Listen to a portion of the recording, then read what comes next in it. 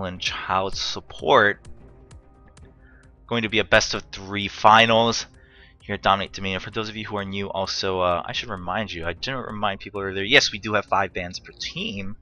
That was just an admin decision after discussing it amongst themselves and also with the players and the community. They decided, you know, we want to kind of add in some more balance from our side. What can we do? We could add bans. We could do bans in chat, and people can honor them because people are nice. And that's exactly how it went down. And so we decided to settle on 5 per team, test it out, seemed to be fine, no complaints, and we've been doing it ever since.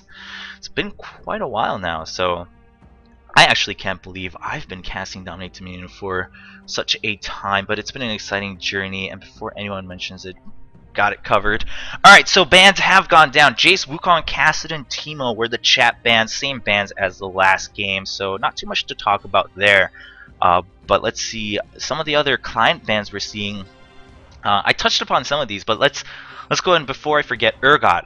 Urgot is, you know, it's interesting because Urgot used to see a lot of play and some bans, and then he kind of dropped off. Everyone forgot about him or something, and now he's back, and he's been banned a little bit more often than played. I mean, obviously, probably because he was banned, but Urgot's just he's a very, I guess, sustainable champion. He's very tanky. You know, he kind of just sits there and then he can put out some good poke.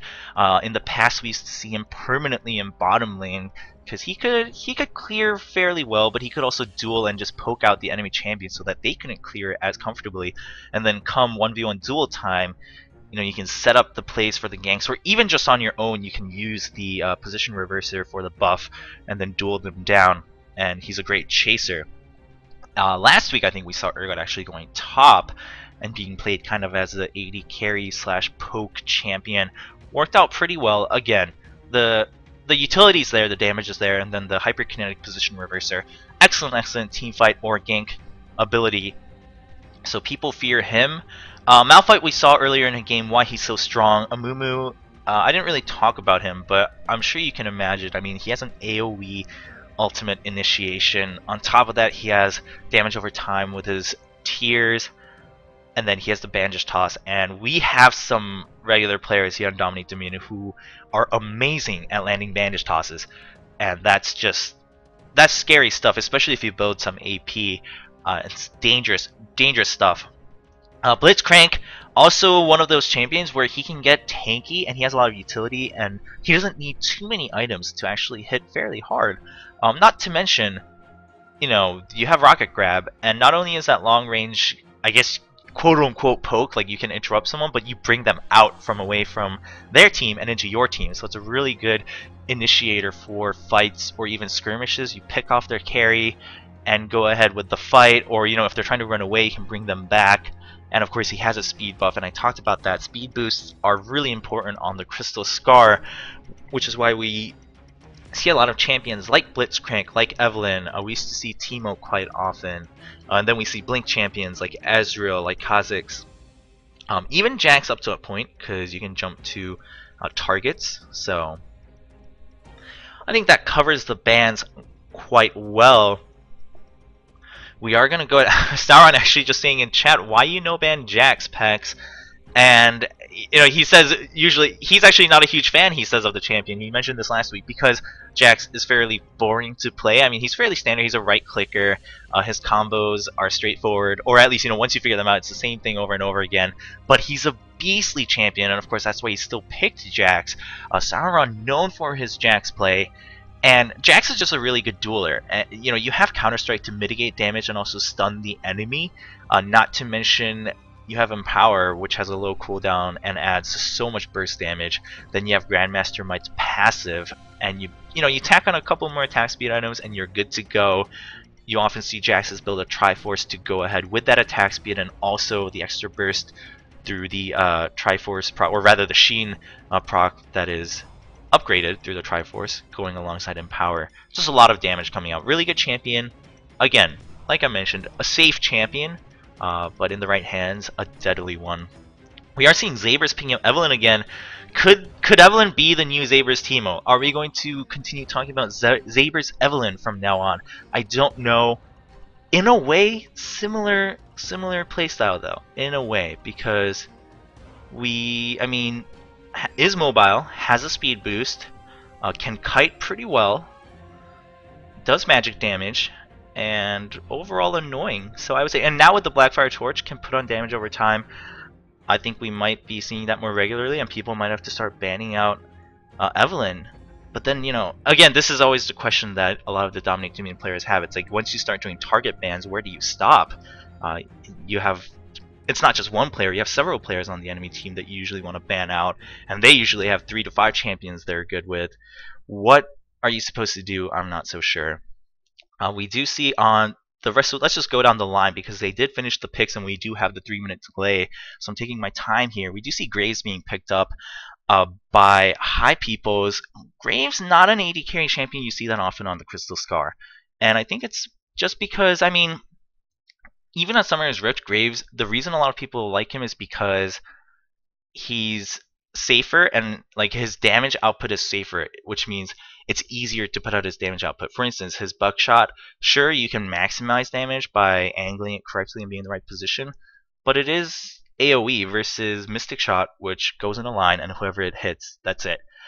Things like that. You do have collateral damage, which is a huge burst in team fights.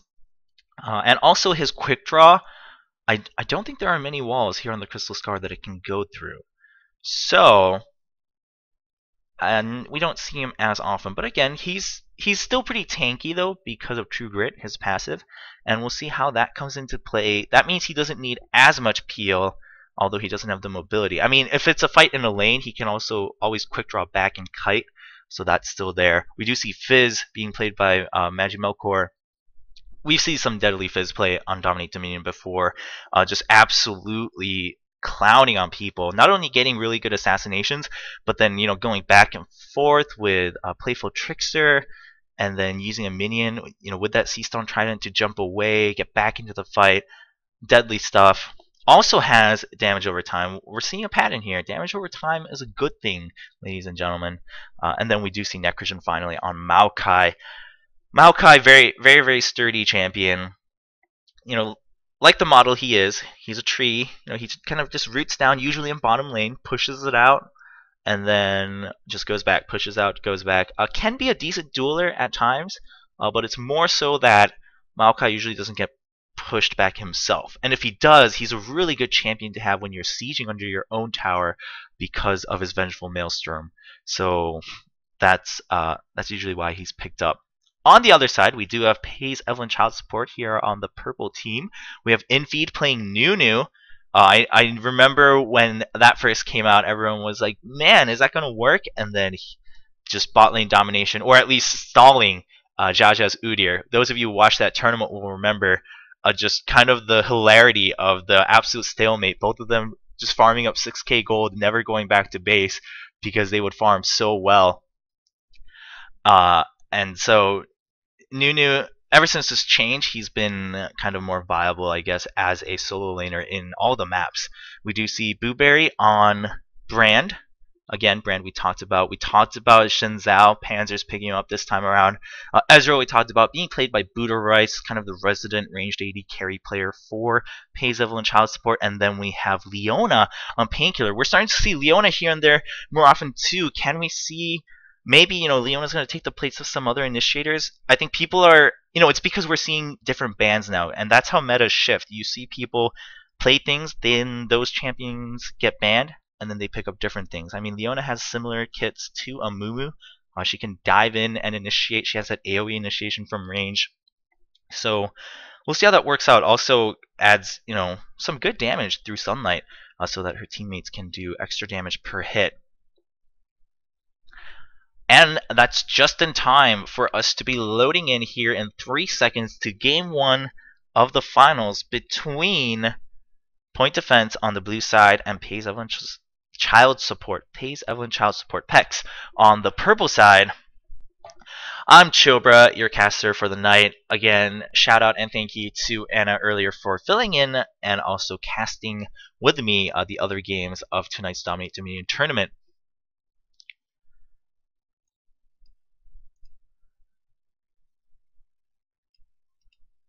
We see Sauron showing off that Pax Jack skin. I don't know how much I would pay for that skin, but it's a pretty neat skin. We do see a diamond border here. Finally, we were just talking about that. That's pretty neat. I think these little touches are nice. I think it just shows that Riot's not just about like, hey, our game people play it, whatever. They're like, oh, our game people like it. Let's make it so that it's more enjoyable, even if it's aside from the game balance. Let's make it look better. Let's give these little things that people.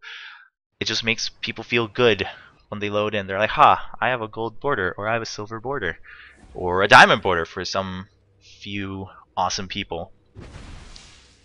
Loaded in, again, introducing the players. We have Sauron on Jax, Zabers on Evelyn, High Peoples on Graves, Magmelkor on Fizz, and Necrogen on Maokai for point defense. On the other side, on purple side, we have Pays Evelyn Child Support is the team.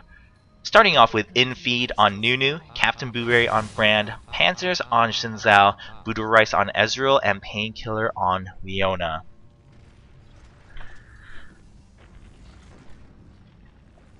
Starting items, we didn't touch upon these too much earlier, but they have been fairly standard. I remember I try to keep an eye out for them. I did see last game, High Peoples on Branch started with that Chalice of Harmony. This time around we're seeing a Ruby Crystal and an Amp Tome. So we'll see what that builds into. Usually it's been a Haunting Guise. But you know what? I'm going to go ahead and stop myself there and say that probably also helps build into a Blackfire Torch, doesn't it? I played with the Blackfire Torch on the new Twisted Treeline when it came out, but again, I have been a little bit out of the game since the last patch. I skimmed over the notes, but I have to be honest, I don't remember all the new information. But we do see a standard 4 top, 1 bottom start here from both teams. We're going to see Buddha Rice lead the way for Pays and Child Support. Meanwhile, on point defense, Zabers is going to lead the way. Excellent champion to lead the way with. Is invisible, can scout it out, going to get a... of course, everyone is shown as soon as they enter that archway path there because that's how the map is designed. High People is going to start trading a little bit with Buddha Rice. They actually did about equal damage, so not a big deal there. And the Ice Blast starts coming out from Infeed to Nunu. That's going to be really annoying. And last week we saw Nunu going top also. Again, a little bit of a difference in, or a little bit of a shift in how champions are played, being used more for the team fight aspect. And we do see Leona jumping in right away with the Zenith Blade. Again, it's all about which team initiates first. Sauron jumps in, though, gets a stun on 3 members. We have 3 exhausts going down. Painkiller also zoning out 2 members of point defense. Xaver's now getting chased down by 3 people. This is a really good fight for Pays and Child Support. And Painkiller with the juke on the Zenith Blade helps pick up the kill. And Panzers picks up a double, leaving Zabers all alone. They're going to get the capture. Zabers, I don't think, should try to stall it because going to get caught by the Zenith Blade. There's the Sunlight proc off of Buddha Royce's auto attack. Picks up more or less an ace, a 4 kill for Pays and Child Support. Gets the windmill, and now they do all have to back up, but Buddha Rice is at pretty good health. So he's going to be able to defend it, and that's going to stop any thoughts coming out from point defense to try to overtake the windmill right away. We do see Panzers has already returned after going back, looking for a gank here, but he's going to be seen right there in the archway. So Magmelkor actually dives in for a little bit of burst, and that's already some good damage coming up from Fizz without any extra items. A good minion wave pushing up for point defense, but High Peoples actually going to try to burst down Panzers a little bit, backs up, doesn't want to get caught, uses that quick draw preemptively. Meanwhile, Zaber is finally catching back up with the team. Are we going to see Sauron go for that Storm Shield? Yeah, he's going to get it just fine, I think. Painkiller going to dive in with the Zenith Blade. He does get the Storm Shield, but Infeed already has his own for Paizo and Child Support. And we do see a 2v1 fight. I think Sauron is just trying to see how this fight will turn out. Maybe he was trying to bait it out, but Maokai was nowhere nearby. He's going to get taken down. The Storm Shield is now gone. 4-point defense. And up at top, we do see that point defense took that chance to dive right onto the windmill, but they're going to have to run away. They got the neutralized, but Zabers is going to get taken down here. Gets the kill, though, before she goes down. I would say in a way worth it. But still going to get taken down by Leona, and Infeed and Painkiller are now going to take the windmill back for Pays and Child Support. Meanwhile, bottom lane, we like to check back now and then on Blueberry and Necrogen, but they're just farming away. Nothing much going on here, so yeah, that's about it. I can't even make stuff up right now. Unless Sauron comes in for a gank and gives me a story to talk about here in the bottom lane, he is going to go ahead and hit that movement speed shrine. And wow, Blueberry actually backed up right after clearing that wave. Maybe his spider sense was tingling. Maybe they thought, you know what? This is about time when point defense decides it's not worth it to siege the windmill anymore. But Sauron's still going to get the gank off. He walks through the tower and he's going to get the stun. Then there's the snare, a little bit too stacked, but a great Pyroclasm coming out. Vengeful Maelstrom completely negates that damage though. Quick kill, 2v1 for point defense, and now they're going to keep pushing. But can they capture it? I don't think so. We do see an immediate shift response from Pace Level and Child Support. Buddha Rice and Panzers going to come in from behind after hitting up that moving speed shrine. They get caught by the sapling, and that might be just enough time for Sauron and Necrogen to get away. Panzers is actually going to cut off Necrogen. Necrogen gets caught right in the brush there, going to go down to Blueberry and gets the kill. Meanwhile, up top, Painkiller picks up yet another kill, but that means the windmill is going to be sacrificed as Painkiller runs away, trying to get the interruption with the two-shot barrage, but not going to happen. So Pecs gets a good gank off, but not worth it as they had to give up the windmill for it. I think they could have just left one or two people to defend while the third one joined back up top rather than having to sacrifice infeed and then the windmill.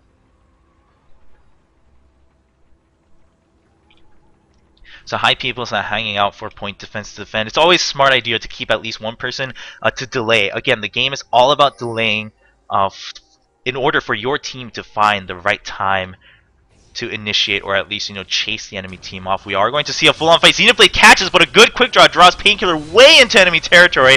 But again, Leona's so tanky, allows Panzers to jump in and finish off High Peoples. Is not going to get the kill just yet. Exhaust on Panzers is going to slow him down, but he puts his own exhaust on to High Peoples, picks up the kill. Panzers had to be taken down by point defense, and now Magic Melkor was in enemy territory, not able to mitigate enough damage with Playful Trickster on that Ignite, going to go down. And an Infeed and Buddha Rice now chasing down. Pecs turning that around very well. And, I mean, Painkiller lived for so long. Meanwhile, bottom lane, we do see a 1v1 duel, but nothing's going to happen as usual. Bottom lane is not exciting until we see ganks. But again, yeah, Painkiller is just super tanky and only had Kindle Gem, Chain Vest, and no Magic Mantle, if that. I'm not sure which items were just bought after that fight, if at all. But even let's say Painkiller had all these items, it's not that much. But Painkiller jumped in, got drawn out completely by High Peoples with that quick draw, but then just circled around the back, kited, went back into the fight for some more crowd control and extra burst damage through Sunlight, and eventually went down, but allowed Pazel and Child Support to pick up the cleanup kills and recapture the windmill. Meanwhile, up top, we do see High Peoples getting chased down by Infeed alone, and Panzers comes in for an excellent cutoff. A good chum of the waters coming in from Magic Melkor, but they separated so perfectly that Infeed was the only one knocked up by that ultimate. So good play coming out from Infeed. Sauron now joining his teammates for point defense. Are they going? Yeah, we do see the ping going down on the drill. They're going to try to spread out now. They know that they can't just keep going head on. They're going to actually change their mind and go for the surprise gank onto Infeed at that health relic. He's going to go down, but what are they going to do in response? I mean, Painkiller is waiting here to see if maybe they need a cutoff or at least defend the drill. Sees Zabers and possibly caught eye of Sauron. Magic Melkor is still here though. Gets the Shield of Daybreak, but Magic Melkor jumps in. Captain Blueberry's there. Gets the Pyroclasm. Oh, not the Pyroclasm. Excuse me. Just shoots out the Fireball. It's actually going to miss. And Painkiller is going to pick up the kill, but Blueberry says, I'm going to have to sacrifice. You need to run away. The tower is somewhat low. They could try to siege it, but Panzers is nearby, so Sauron and Zabers needs to watch out. And we do see the revive coming down from Painkiller. Sauron going in with the counter strike, gets the stun, but Captain Blueberry is exhausted. He's trying to get away, is going to get taken down. A good crescent sweep coming out from Shin Zhao on Panzers, pushing everyone away from the tower so that they can reset the fight. But Vengeful Maelstrom is just too strong coming out from point defense. Zabers gets the health relic, is going to escape from Painkiller, still kiting with those spikes, and Infeed now coming in at full health. That's going to completely reset it, but Zabers isn't scared, knows that Necrogen is nearby, knows that they can fight 2v1 if need be, just need to make sure they're not right in the tower. Absolute Zero being used to clean out the minion wave. They don't want to get pushed and pressured. Minions do so much damage to the tower that if you fight while the enemy has like 10 minions at the tower and you completely ignore them, you're gonna have a bad time and lose the tower and lose the defensive advantage that you had. Oh, and True Shot Barrage coming out to initiate. Make sure that Magic Melkor and High Peoples didn't go for the tower. Chum the Water's completely missing Buddha Rice. Buddha Rice is going to pick up the kill onto Melkor. Meanwhile, High Peoples now trying to kite away. Uses a quick draw, but there's an excellent ultimate coming out from Painkiller. Forced to use collateral damage to try to just push them away. Maybe pick up a pity kill, but Buddha Rice says no thank you. Picks up a double kill for himself. Meanwhile, Panzers catches Sauron. Going to escape the counter strike. Very good timing on that micro. Sauron now trying to go back around. Buddha Rice is getting chased down by Zabers. They just want that pity kill on Buddha Rice, but he's not giving it to them. Panzers picks up the cutoff kill onto Zabers, and again, Pecs comes out clean. Are we going to see Sauron now come down bottom? Pyroclasm was just used onto the minion wave. I would have to say intentionally to help clean the wave out on top of some extra damage onto Necrogen. But is it going to be worth it when Sauron shows up with the counter strike? Not going to get the stun because Blueberry was quick on the trigger there, but the tower is still going to get neutralized. This is the objective tower right now. So Buddha Rice and Blueberry need to do everything they can to make sure that point defense doesn't get this, or else they'll be back in the game. And there they go, taking out Necrogen with a good combo, and they'll be able to bring back the Boneyard under Peck's control. Meanwhile, up top, Infeed and Painkiller, they're going to have just a fine time defending that tower. Of course, they have to worry about the minion waves, but they'll be able to stall long enough, I think, for Panzers to maybe join them, unless he's going for a cutoff here. He does have the Storm Shield. Infeed now heading down. Melkor's going to see that, heard the blood blow, possibly saw the animation. Melkor's actually going to make it out to base, but Infeed hits the move C-Trine, not going to be able to catch High Peoples. Action is not going to reset because Zabers is going to get caught. Excellent senior play, that max range gets Zabers. There is the dive in from, and the Crescent Sweep actually picks up the kill for Panzers. There's Chums of Water, just going to knock up all three people on Pecs, but Buddha Rice joins the fight. He's putting out so much damage. Necrogen trying to chase through, but it's not going to be enough. Buddha Rice is going to maybe play entire cleanup here. Melkor jumps over him with the Playful Trickster. There's the Cecil and Trido, but Buddha Rice gets the kill. High Peoples is at full health right now. Can he catch up? There's the Mystic Shot. Triple kill for Buddha Rice. Can he poke long enough to defend this tower? We will see. There's Essence Flex, dodges the Buckshot. Buddha Rice has a little bit of the advantage. Oh, collateral damage to start the fight. High Peoples knows that he has the advantage, but he's tanking way too many tower hits as he goes in. Buddha Rice just has to jump right back in with one hit. High Peoples notices his mistake and is forced to back off. Good attempt by High Peoples, but I think he completely miscalculated the damage the tower was going to do to him. And Buddha Rice jumps right back in, has the buff, but there's the exhaust. Exhaust is greater than the buff you get from the objective, ladies and gentlemen, and that's going to be the kill for High Peoples. Was it worth it? I'm not so sure. Panzers and Painkiller are now here. They do have the tower neutralized. That's a good stall for point defense right now, and it's a 2v2 fight, and I would say, oh, never mind. Magic Milker's going to go so low. Chum the Waters is going to pick up the kill, but now it's between Painkiller and Necrogen. High Peoples already backed out to safety. These guys are just both so tanky, it depends on who comes up first, and it's going to be Buddha Rice. Necrogen, you're done, man. You have to run. He might actually be able to get away. The Phage proc not coming out from that Mystic Shot. The second one there, ooh, Arcane Shift picks up the kill. So much damage from Buddha Rice. Completely misestimated. The High Peoples comes in, and Painkiller says, you're going to have to duel 1v1 for now. I want to channel this tower. Comes in. Oh, good escape by Buddha Rice on that embrace from Evelyn to escape the damage of that ultimate and capture the windmill for Pays Evelyn child support. What a clutch Arcane Shift. Meanwhile, Captain Boomerang and Sauron just farming away here at bottom. We see Infeed heading down, and that's going to be perfect timing because Melkor is hiding out for point defense, looking for a gank opportunity. But both teams are going to reset that bottom lane. So let's take this quick chance to check out some items which we normally don't get to do here on Dominion. Glacial Shroud on Infeed, not finished the Frozen Heart just yet. We do see another Black Fire Torch, onto Brand on top of that Rylai's Crystal Scepter, so he's going to be doing a lot of damage if he's left alone. We see two torches actually on point defense, and we don't see a full Frozen Heart anywhere in this game. Meanwhile, Panzers gets caught, and there's the Pyroclasm coming out from Blueberry, doing so much damage. Maximum bounces coming out in between the entire team on point defense. Blueberry actually just walking through to try to land all of his abilities. Buddha Rice gets a really good True Shot Barrage down. He's going to pick up the kill with that Mystic Shot. Panzers goes down, but it's okay because Painkillers is tanking all of it for Buddha Rice. Buddha Rice trying to Arcane Shift out. The minions are helping him. There's the exhaust. He picks up the double kill and then promptly runs away to make sure that they don't give a free double kill to Zabers. Picks up the health relic. He's ready for another fight, but little did he know Melkor is here and he's hungry, and his Earth is probably even hungrier, but he's not ready yet. Zabers is just going to pick up the kill for him, and Melkor is going to channel onto the windmill.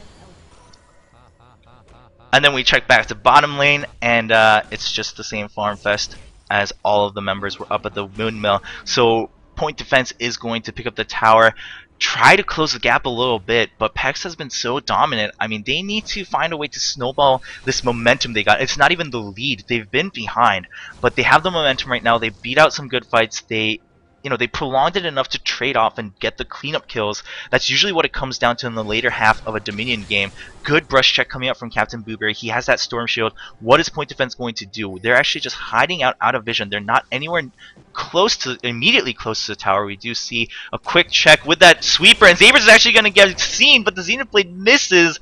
That may be the first Zenith Blade I've seen Painkiller miss this game. Very unfortunate. Had they caught Zabers, would have been a really good fight for them. High Peoples, though, has been bursted down by Blueberry and Buddha Rice. There's Chum the Waters, but only onto Painkiller. Unfortunate. There's a good Pyroclasm coming up, but not perfect because there were no advances. Buddha Rice still trying to kite away from Necrogen. He isn't going to get the kill, and as Blueberry comes to help him, he's going to go down. Blueberry's going to pick up the kill, but Blueberry's now out of mana. Melkor sees this. He's lower health, but he wants the kill. But double kill for Blueberry while Painkiller coming, and there's the Ryla's Crystal Scepter, the Torch doing its work, and the Zenith Blade misses again. Painkiller not able to land those blades, really costing his teammates lives, but Panzers gets the clean up. Panzers also got the windmill back for Pecs. So in the end, a beneficial fight for Pezel and Child Support, but not the cleanest. And now we do have two people back from Point Defense. They're going to go 2v1 against Panzers, and good trade-off. Look at this. Sabers channeling onto the tower as long as possible. Then they're going to go for the kill, but they may have waited a little bit too long as Blueberry comes in. Look at that sustain coming out from Shin Zhao.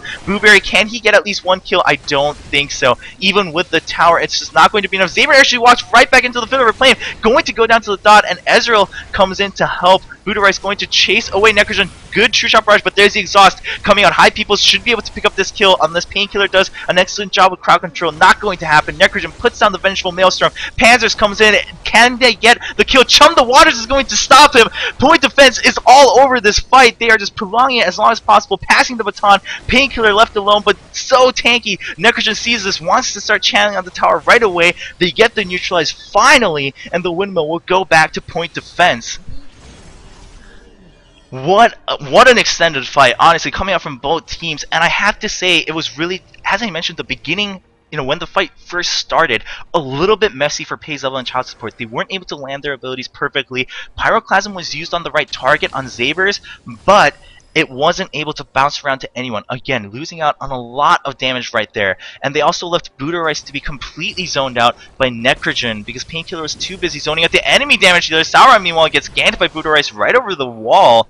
Good setup by Infeed, baits him towards the health relic, and then they just jump on him and pick up the kill. Zabers is now here with the Storm Shield. Look at that burst going down to Buddha Rice. Collateral damage misses, but doesn't matter. There's the Embrace coming out from Zabers, and now they're going to chase down Infeed, pick up the kill. Like I mentioned, Point Defense need to carry that momentum and snowball it, and they're doing exactly that. They're looking really strong. Windmill still in their advantage. Chum the Waters lands onto Blueberry. There is the snare, keeping it in place. Burst coming out from Melkor. Tries to mitigate a lot of damage. Will Playful Trickster. Will Blueberry go down to the dot? I don't think so. Necrogen, last-ditch effort, puts down the garrison to heal up the tower. Melkor looking for the kill. He's going to get it with the Sea Storm Trident and escape from Panzers. But Panzers should be able to at least neutralize the tower here. His minion wave's pushing up. Meanwhile, at bottom, Point Defense is just sieging Pecs into their base, and Infeed coming back out to try to kite, but look at Sauron jumping, he gets the counter strike. They're going to pick up the kill onto Infeed here. Buddha Rice trying to pick up a pity kill, not going to happen. If High People was up front, he would have gotten it, but Zabers was the one tanking those skill shots, at least a Mystic Shot at least,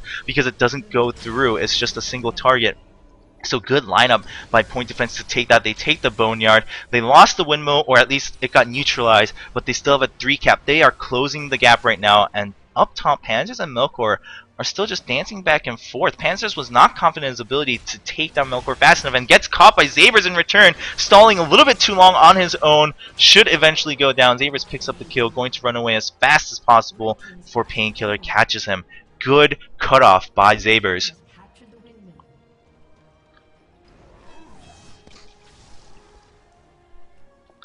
Meanwhile, Necrogen just hanging out. He's all alone, but he's full health, full mana, so he's just waiting on his teammates.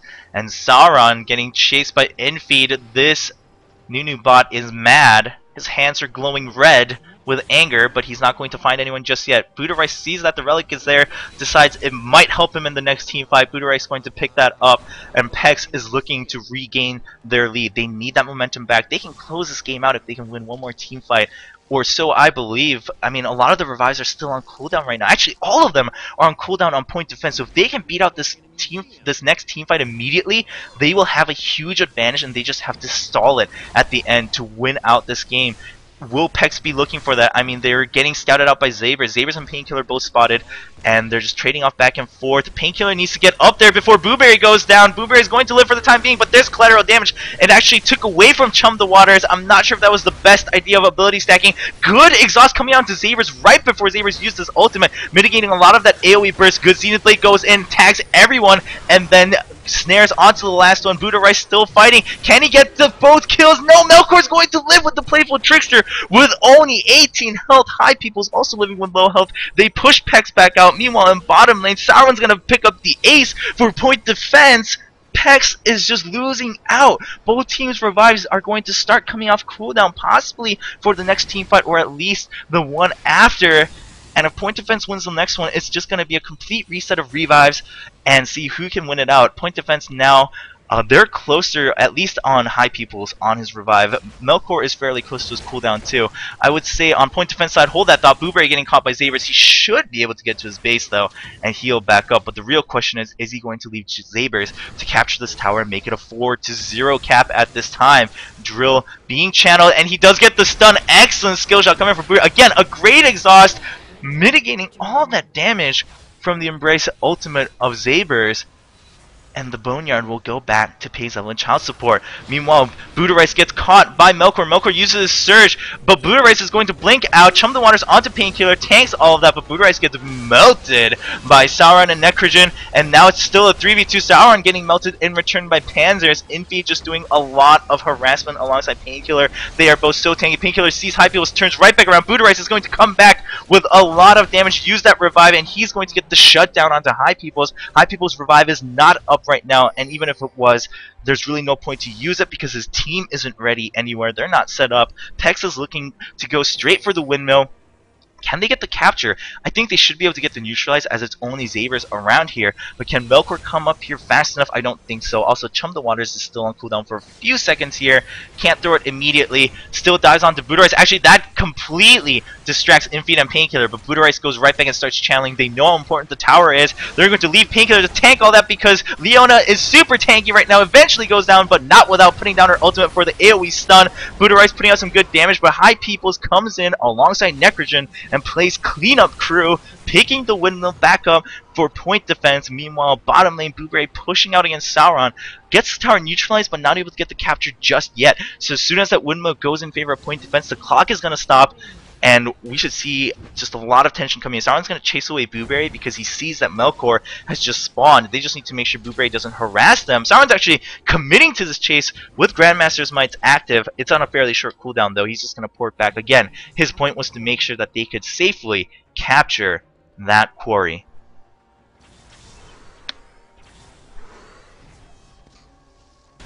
Meanwhile, Infeed and Necrogen kind of I would say trading, but they've really not lost any health. So they just kind of said hi to each other. Infeed now running around with that super boost from Blood Boil.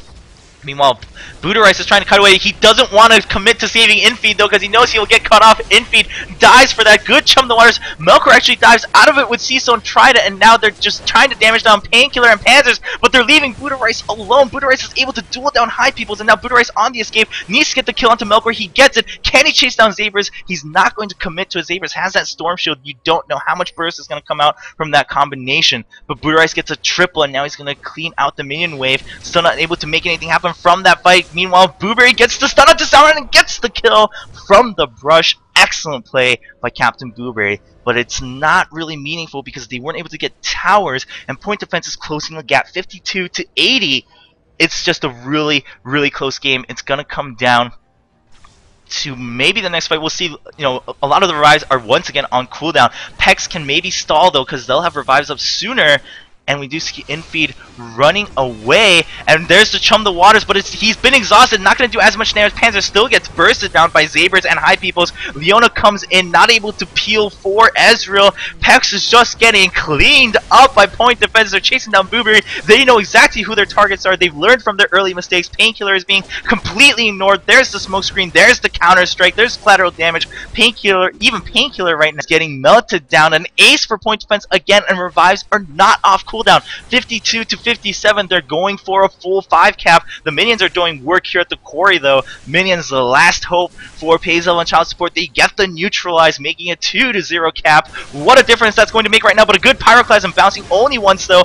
Good disengage by Zabers, sacrificing Sauron, and Drill is going to go back in favor of Pezel and Child Support. It really comes down to can point defense react quickly enough to go to the windmill. We're seeing Pezel and Child Support gather around there. Zabers trying to annoy them long enough to bait them away from the tower, but they're smarter than that. They're going straight for it, and there is the initiation from Zabers, just completely disengaging. Again, they just need to stall. Point defense knows it's been exhausted. Zabers runs away so fast. Buddha Rice going to get taken down. Actually, a double kill for Necrogen, a triple kill for Necrogen. Who would have thought the tree would get a triple kill in this game? Chum the Water is being used because game is over. Point defense with a massive comeback to win out game 1. What a show from both of these teams.